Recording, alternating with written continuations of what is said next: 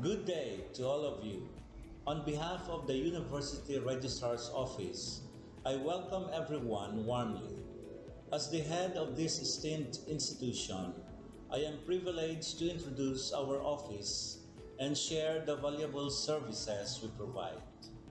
The University Registrar's Office serves as the administrative heart of our university, functioning as a central hub for academic records, student enrollment, and course registration. We are dedicated to supporting the success of our students and personnel by ensuring the smooth operation of all educational processes. Our mission as an academic unit, the University Registrar's Office, will be taking care of the enrollment, graduation, and records management as it takes custody of academic records of all graduates and the issuance of official academic documents of students and graduates. Whether you are a current student, a prospective applicant, a faculty member, or an alumnus, our dedicated team is here to assist you. From guiding you through the enrollment process to helping you access and maintain your academic records, we are committed to providing exceptional service with efficiency and professionalism. In addition to our core responsibilities, we are continually strive to improve our services by embracing technological advancements and streamlining our operations. We aim to enhance accessibility, transparency, and convenience for all clients, allowing you to focus on what matters most, your education and intellectual growth. As University Registrar, I am honored to lead a team of talented professionals passionate about supporting your academic journey. We understand the challenges and aspirations of higher education and are dedicated to serving as your trusted partner throughout your time at our university. In closing, I extend my heartfelt welcome once again. The University Registrar's Office is here to assist, inspire, and empower you as you embark on your intellectual endeavors. We look forward to collaborating with you and contributing to your success in every possible way. Thank you, and may this be the beginning of a remarkable academic journey for each of you as a university for humanity.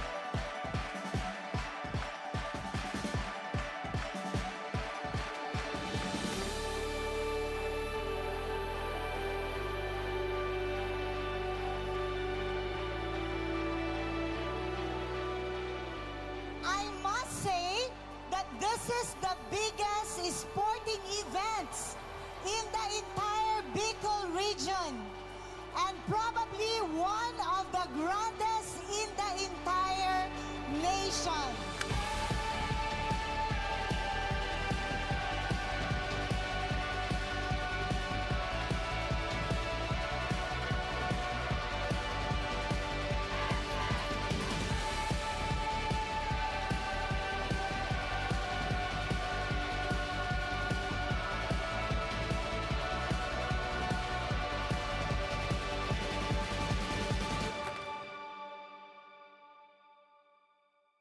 Bicol University takes its pride from its top-notch faculty, employees, and most of all, its unparalleled and diverse students.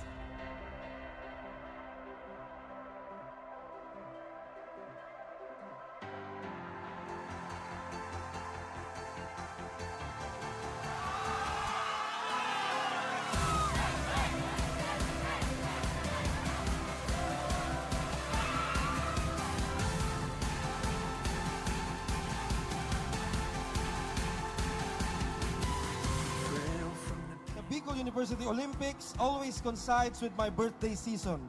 I am very thankful for that. The youthful embrace that is on display during this event reinvigorates my sense of purpose as a public servant, as the young people occupy extremely important places in my ecosystem of governance. In short, I've spent my entire life helping build up this university, but I am not done, and neither should you be done building up this great institution. To my Bicol University family, huwag na nating pabahabain pa. The 2023 Bicol University Olympics open!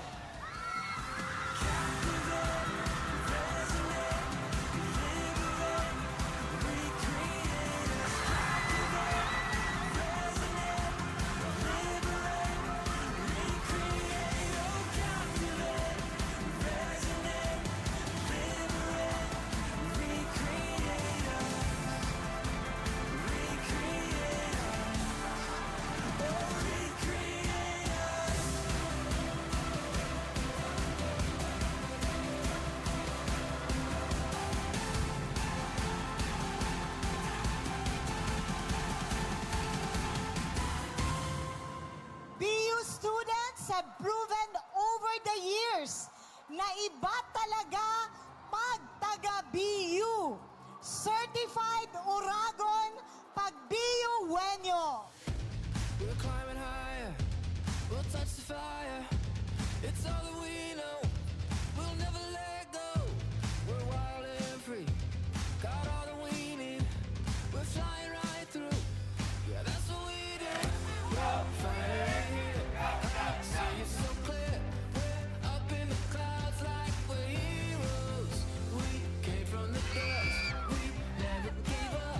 Just look at us now, yeah, we're heroes.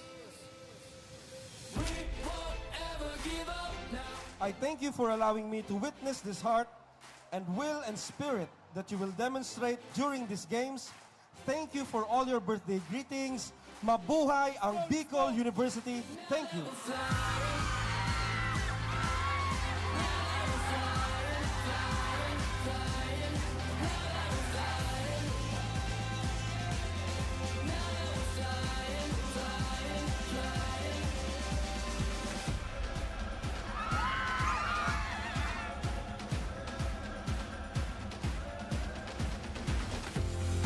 Finally here, I see it so clear.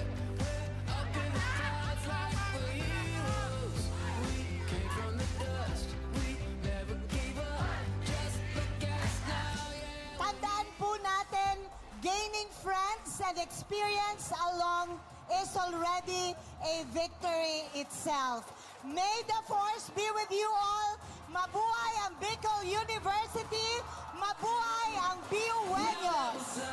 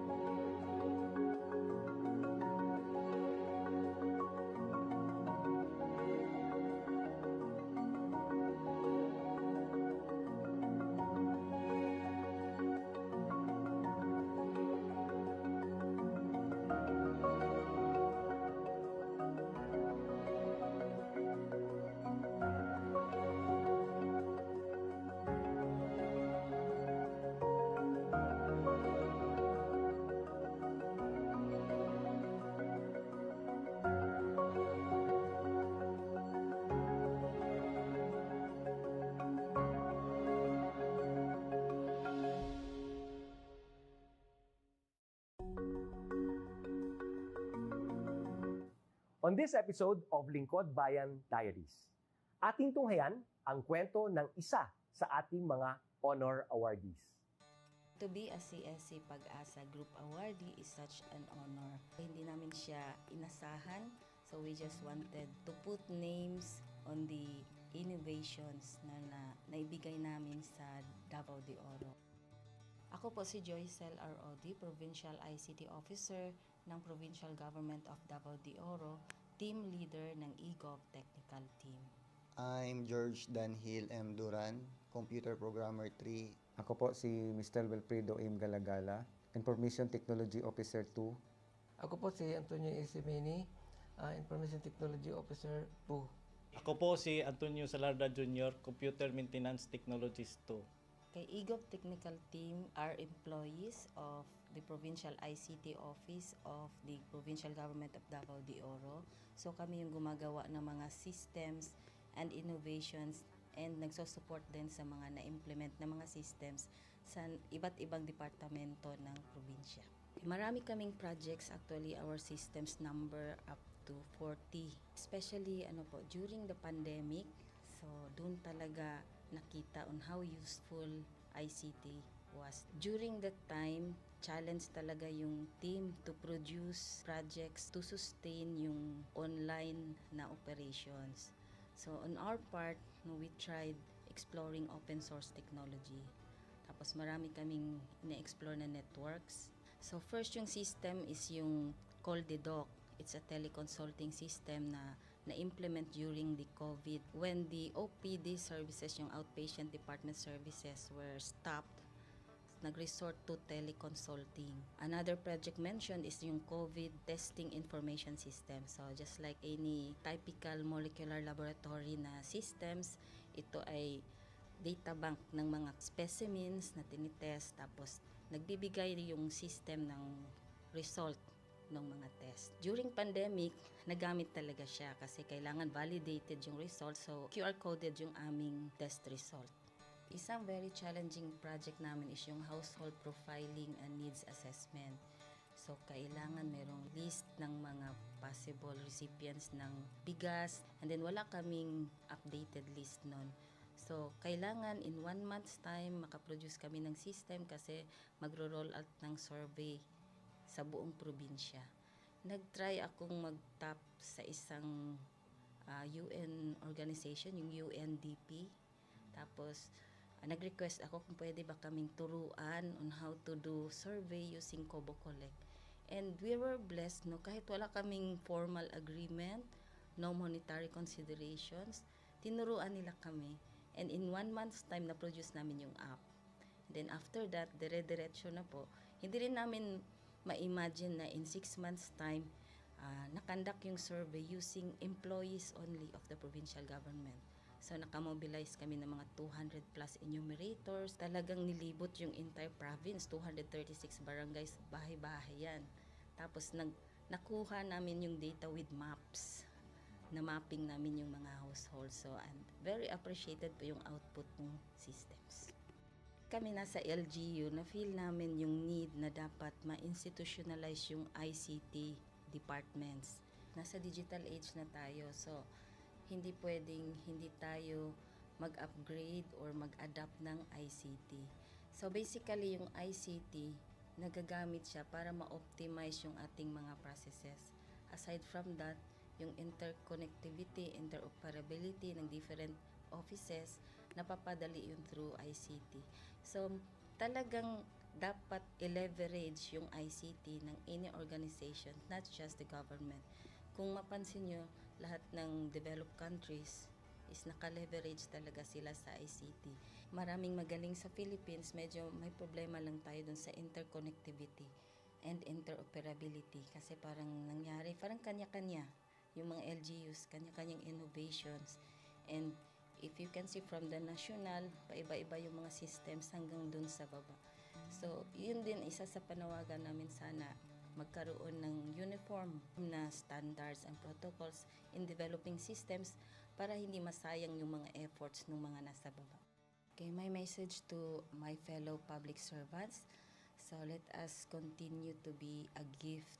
Di ba, pag gift ka, maganda ka, mapapasaya mo yung recipient, kay magiging useful ka sa recipient. So, isa lang yun sa palagi kong isinasa puso, no? Continue to adapt to the change, especially in ICT innovation. Even though marami tayong challenges na related to it, just continue to adapt to the ever-changing progress in technology.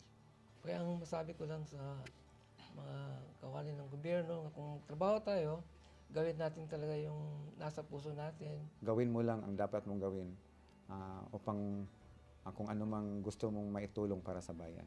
Na patuloy lang natin ang ating mga mabubuting gawain sa gobyerno para sa ating mga kababayang Pilipino. Kami ang EGOV Technical Team ng Davao de Oro at ito ang aming kwentong Lingkod Bayani.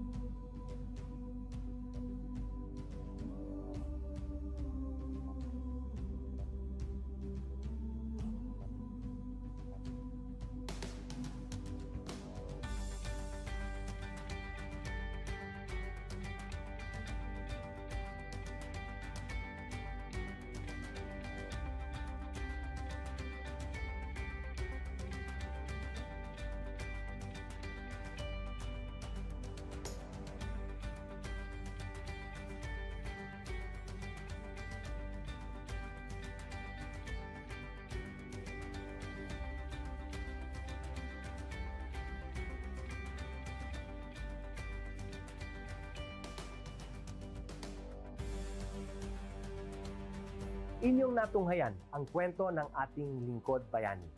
Kung ikaw ay may kilalang Lingkod Bayani, maaari siyang i-nominate sa Honor Awards Program ng Civil Service Commission.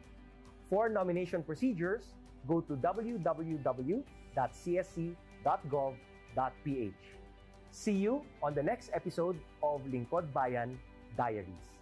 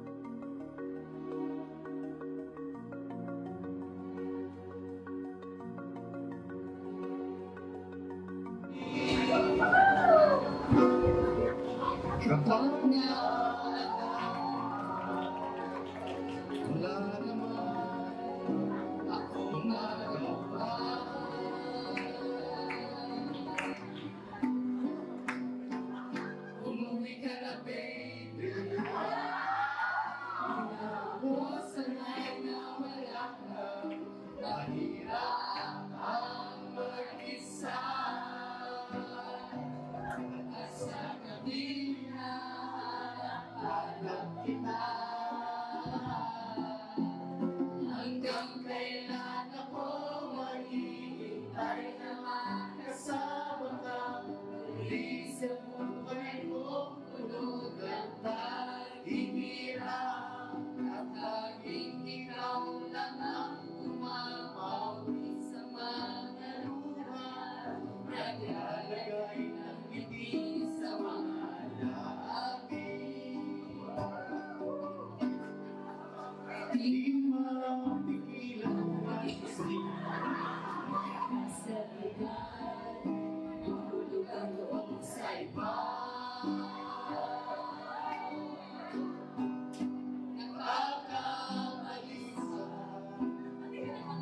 Nakong lubog, wag naman sana.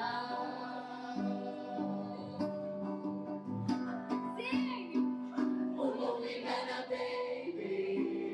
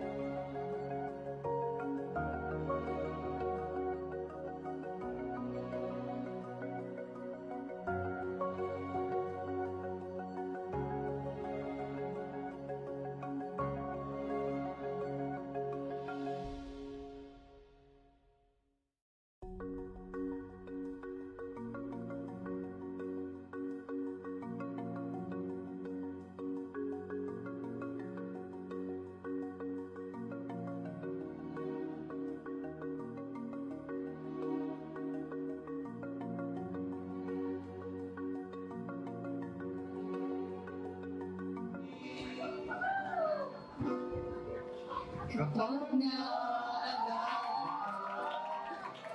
wala naman akong magawa.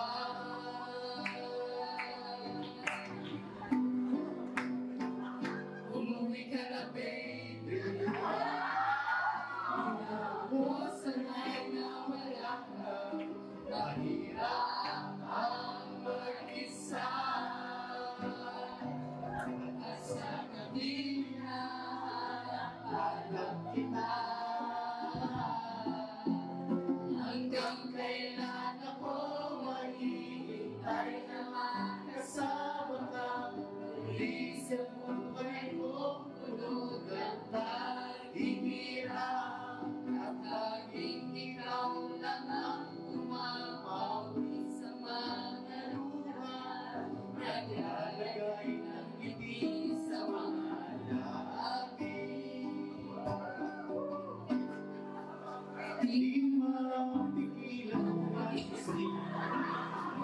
Sa ligan, mahulog ang loob sa iba.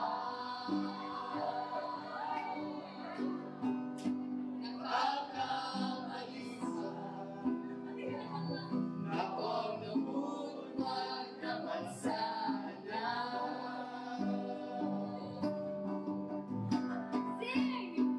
Umuwi ka na, baby. Hindi na ako sanay na wala ka.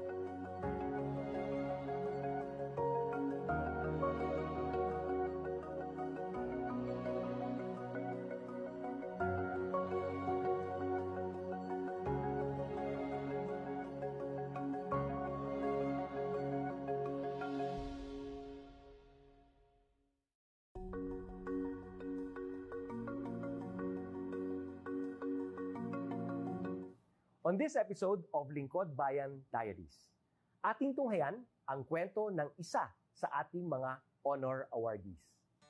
To be a CSC Pag-asa Group Awardee is such an honor. Hindi namin siya inasahan, so we just wanted to put names on the innovations na naibigay namin sa Davao de Oro. Ako po si Joycel R. Odi, Provincial ICT Officer ng Provincial Government of Davao de Oro, Team Leader ng eGov Technical Team. I'm George Danhil M. Duran, Computer Programmer 3. Ako po si Mr. Wilfredo M. Galagala, Information Technology Officer 2. Ako po si Antonio Isimeni, Information Technology Officer 2. Ako po si Antonio Salarda Jr., Computer Maintenance Technologist 2. Kay eGov Technical Team are employees of the Provincial ICT Office of the Provincial Government of Davao de Oro. So kami yung gumagawa ng mga systems and innovations and nagsusupport din sa mga na-implement na mga systems sa iba't ibang departamento ng probinsya.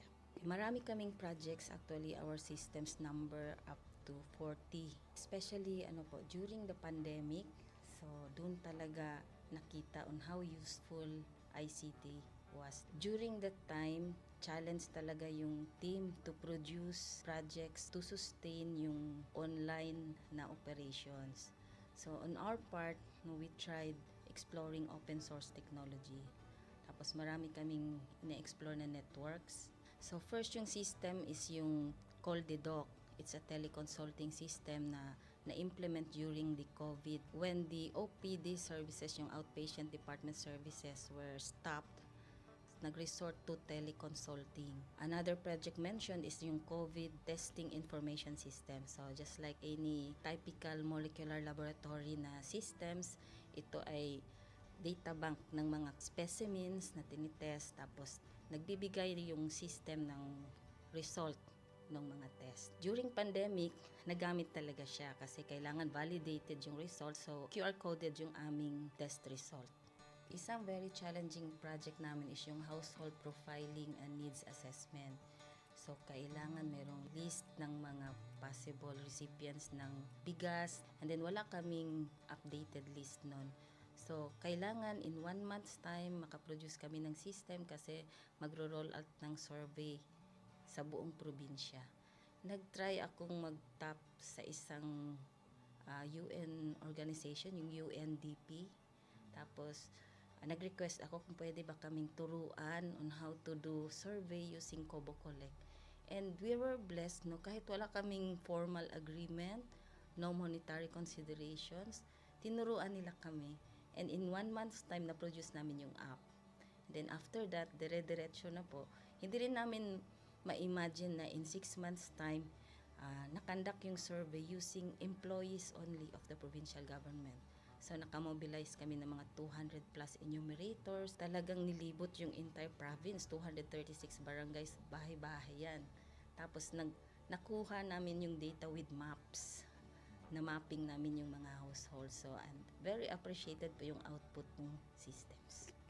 Kami nasa LGU, na-feel namin yung need na dapat ma-institutionalize yung ICT departments. Nasa digital age na tayo, so hindi pwedeng hindi tayo mag-upgrade or mag-adapt ng ICT. So basically yung ICT, nagagamit siya para ma-optimize yung ating mga processes.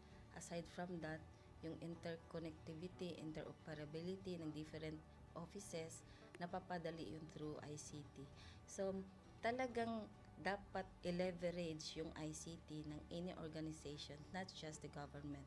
Kung mapansin nyo, lahat ng developed countries is naka-leverage talaga sila sa ICT.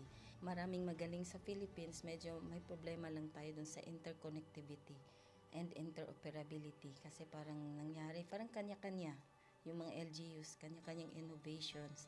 And if you can see from the national, paiba-iba yung mga systems hanggang dun sa baba. So, yun din isa sa panawagan namin sana magkaroon ng uniform na standards and protocols in developing systems para hindi masayang yung mga efforts ng mga nasa baba. Okay, my message to my fellow public servants, so let us continue to be a gift.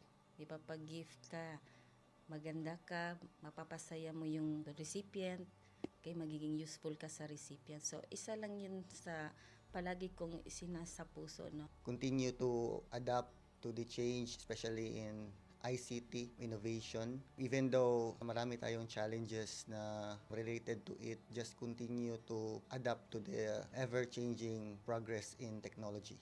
Kaya ang masabi ko lang sa mga kawani ng gobyerno, kung trabaho tayo, gawin natin talaga yung nasa puso natin. Gawin mo lang ang dapat mong gawin upang kung ano mang gusto mong maitulong para sa bayan. Na patuloy lang natin ang ating mga mabubuting gawain sa gobyerno para sa ating mga kababayang Pilipino. Kami ang e-Gov Technical Team ng Davao de Oro at ito ang aming kwentong lingkod bayani.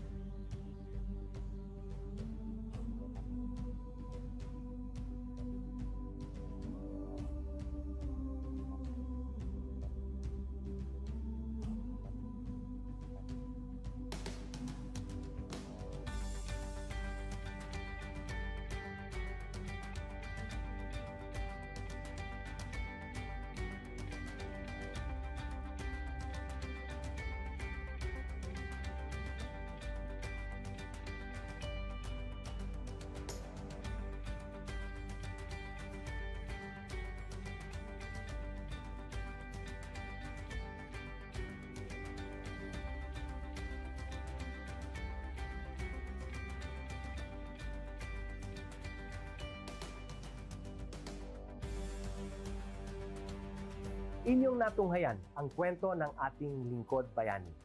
Kung ikaw ay may kilalang lingkod bayani, maaari siyang i-nominate sa Honor Awards Program ng Civil Service Commission. For nomination procedures, go to www.csc.gov.ph. See you on the next episode of Lingkod Bayan Diaries.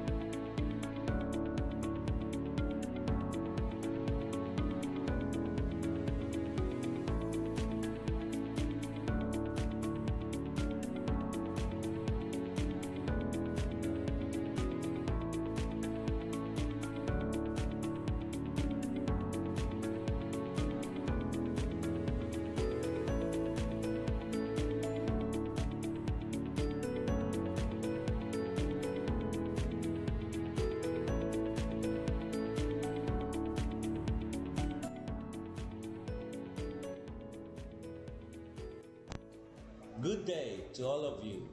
On behalf of the University Registrar's Office, I welcome everyone warmly. As the head of this esteemed institution, I am privileged to introduce our office and share the valuable services we provide.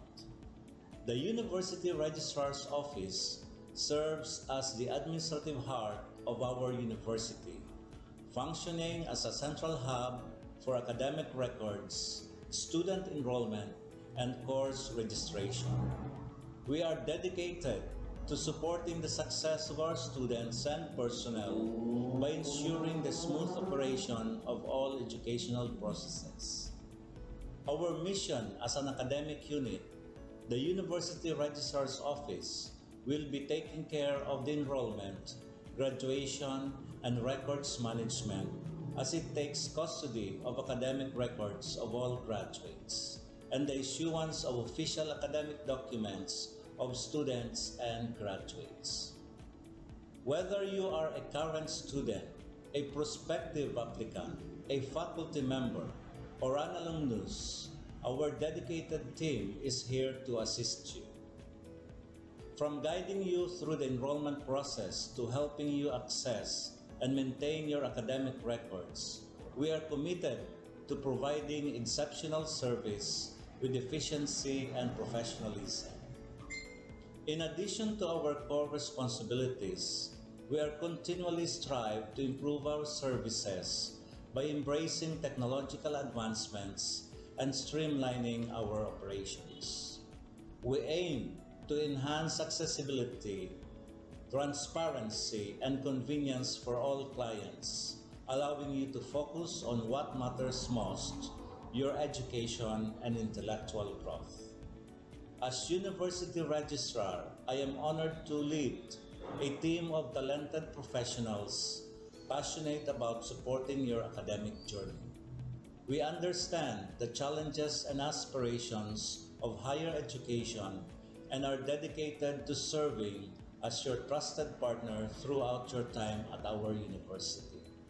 In closing, I extend my heartfelt welcome once again. The University Registrar's Office is here to assist, inspire, and empower you as you embark on your intellectual endeavors. We look forward to collaborating with you and contributing to your success in every possible way. Thank you, and may this be the beginning of a remarkable academic journey for each of you as a university for humanity.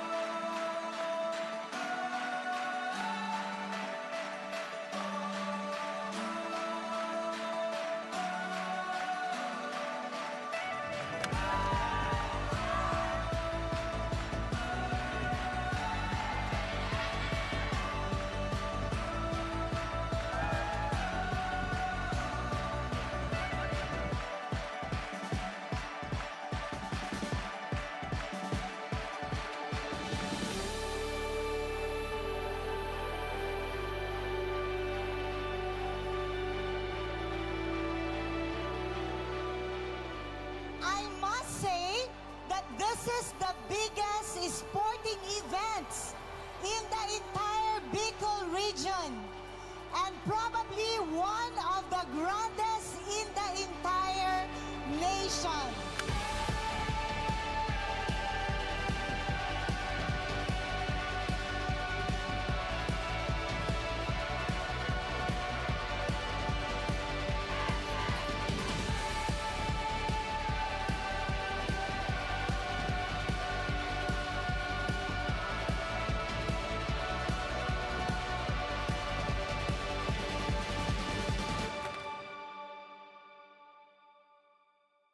Bicol University takes its pride from its top-notch faculty, employees, and most of all, its unparalleled and diverse students.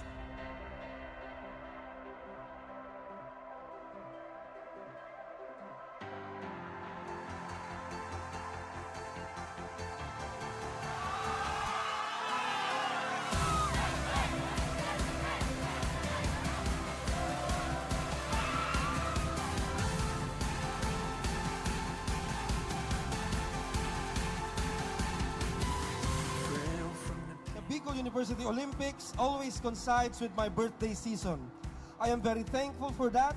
The youthful embrace that is on display during this event reinvigorates my sense of purpose as a public servant, as the young people occupy extremely important places in my ecosystem of governance.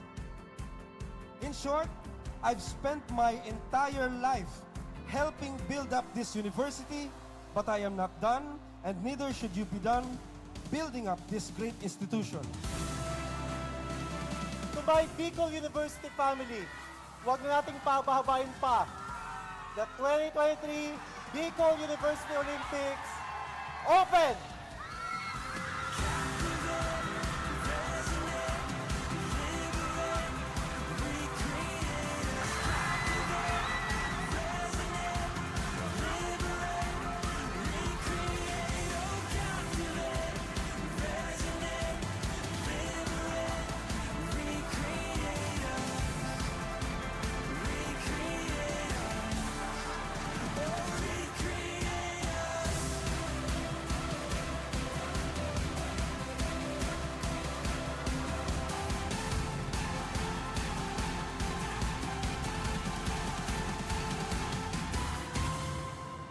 BU students have proven over the years na iba talaga pag taga-BU. Certified Uragon pag BU Wenyo. We're climbing higher, we'll touch the fire. It's all that we know, we'll never let go. We're wild and free, got all that we need. We're flying right through, yeah, that's what we do. We're flying here, see it so clear. We're up in the clouds like we're heroes. We came from the dust, we never gave up. Just look at us now, yeah, we're heroes. We won't ever give up now. I thank you for allowing me to witness this heart and will and spirit that you will demonstrate during these games. Thank you for all your birthday greetings. Mabuhay ang Bicol University. Thank you.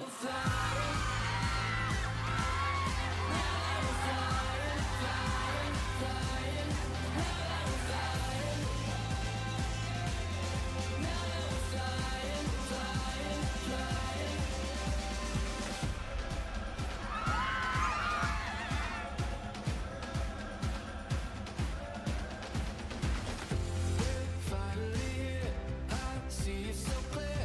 We're up in the clouds like we're heroes. We came from the dust, we never gave up. Just look at us now, yeah. Tandaan po natin, gaining friends and experience along is already a victory itself. May the force be with you all. Mabuhay ang Bicol University. Mabuhay ang BU Wenyos.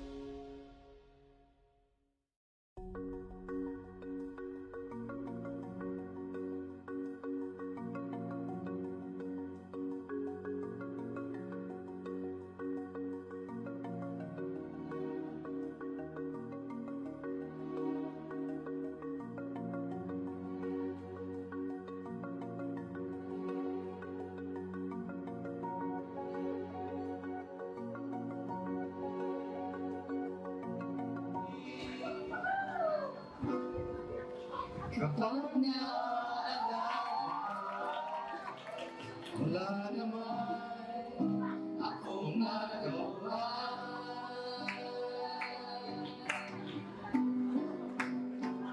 Umuwi ka na, baby.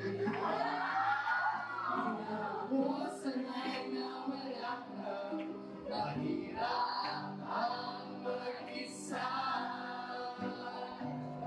At sa gabi na hanap kita. Hanggang kailan ako maghihintay na makasama ka. Muli sa buhay mo, puno ng paghihirap. At laging ikaw lang ang umapawi sa mga luha. Naglalagay ng ngiti sa mga labi. Di mapigilan ang mag-isip. Sa ligan, nahulog ang loob sa iba. Nakakamalisa na kung namut, wag naman sana.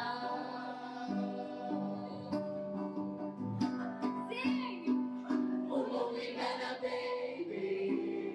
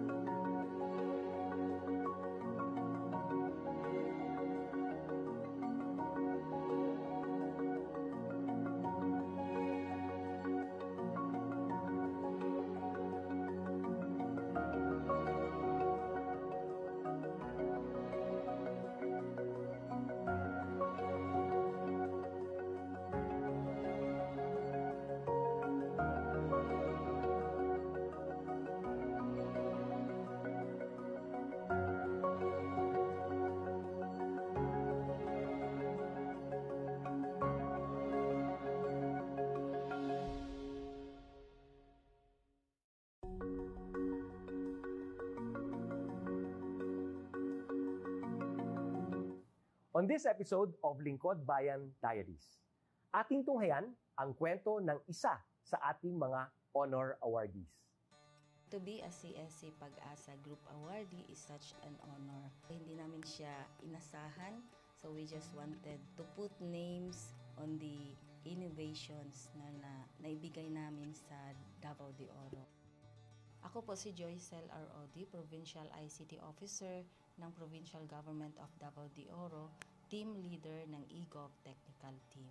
I'm George Danhil M. Duran, Computer Programmer 3. Ako po si Mr. Wilfredo M. Galagala, Information Technology Officer 2. Ako po si Antonio Isimini, Information Technology Officer 2. Ako po si Antonio Salarda Jr., Computer Maintenance Technologist 2. Kay eGov Technical Team are employees of the Provincial ICT Office of the Provincial Government of Davao de Oro. So kami yung gumagawa ng mga systems and innovations and nagsusupport din sa mga na-implement na mga systems sa iba't ibang departamento ng probinsya. Marami kaming projects, actually our systems number up to 40. Especially during the pandemic, so doon talaga nakita on how useful ICT was. During that time, challenge talaga yung team to produce projects to sustain yung online na operations. So on our part, we tried exploring open source technology. Tapos marami kaming ina-explore na networks. So first yung system is yung CallDedoc. It's a teleconsulting system na na-implement during the COVID. When the OPD services, yung outpatient department services, were stopped, nag-resort to teleconsulting. Another project mentioned is yung COVID testing information system. So just like any typical molecular laboratory na systems, ito ay data bank ng mga specimens na tinitest, tapos nagbibigay yung system ng result ng mga test. During pandemic, nagamit talaga siya kasi kailangan validated yung result, so QR-coded yung aming test result. Isang very challenging project namin is yung household profiling and needs assessment. So kailangan merong list ng mga possible recipients ng bigas, and then wala kaming updated list nun. So kailangan in 1 month's time makaproduce kami ng system kasi magro-roll out ng survey sa buong probinsya. Nag-try akong mag-tap sa isang UN organization, yung UNDP. Tapos, nag-request ako kung pwede ba kaming turuan on how to do survey using Kobo Collect. And we were blessed, kahit wala kaming formal agreement, no monetary considerations, tinuruan nila kami. And in 1 month's time, na-produce namin yung app. Then after that, dire-diretso na po. Hindi rin namin ma-imagine na in 6 months' time, nakandak yung survey using employees only of the provincial government.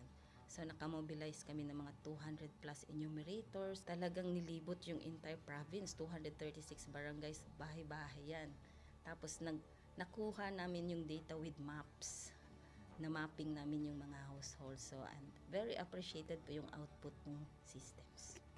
Kami nasa LGU, na-feel namin yung need na dapat ma-institutionalize yung ICT departments. Nasa digital age na tayo, so hindi pwedeng hindi tayo mag-upgrade or mag-adapt ng ICT. So basically, yung ICT, nagagamit siya para ma-optimize yung ating mga processes. Aside from that, yung interconnectivity, interoperability ng different offices, napapadali yun through ICT. So, talagang dapat i-leverage yung ICT ng any organization, not just the government. Kung mapansin nyo, lahat ng developed countries is naka-leverage talaga sila sa ICT. Maraming magaling sa Philippines, medyo may problema lang tayo dun sa interconnectivity and interoperability kasi parang nangyari, parang kanya-kanya yung mga LGUs, kanya-kanyang innovations. And if you can see from the national, paiba-iba yung mga systems hanggang dun sa baba.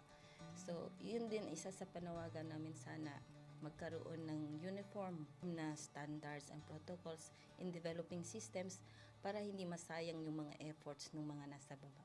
Okay, my message to my fellow public servants, so let us continue to be a gift. Di ba, pag gift ka, maganda ka, mapapasaya mo yung recipient, kay magiging useful ka sa recipient. So, isa lang yun sa palagi kong isinasa puso, no? Continue to adapt to the change, especially in ICT innovation. Even though marami tayong challenges na related to it, just continue to adapt to the ever-changing progress in technology. Kaya ang masabi ko lang sa mga kawani ng gobyerno, kung trabaho tayo, gawin natin talaga yung nasa puso natin. Gawin mo lang ang dapat mong gawin upang kung ano mang gusto mong maitulong para sa bayan. Na patuloy lang natin ang ating mga mabubuting gawain sa gobyerno para sa ating mga kababayang Pilipino. Kami ang EGOV Technical Team ng Davao de Oro at ito ang aming kwentong Lingkod Bayani.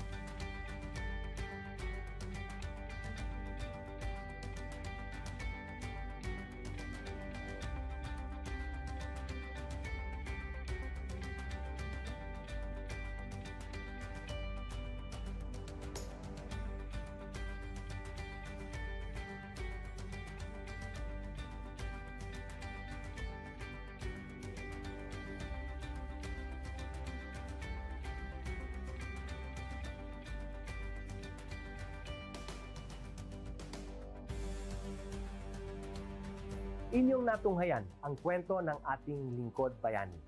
Kung ikaw ay may kilalang lingkod bayani, maaari siyang i-nominate sa Honor Awards Program ng Civil Service Commission. For nomination procedures, go to www.csc.gov.ph. See you on the next episode of Lingkod Bayan Diaries.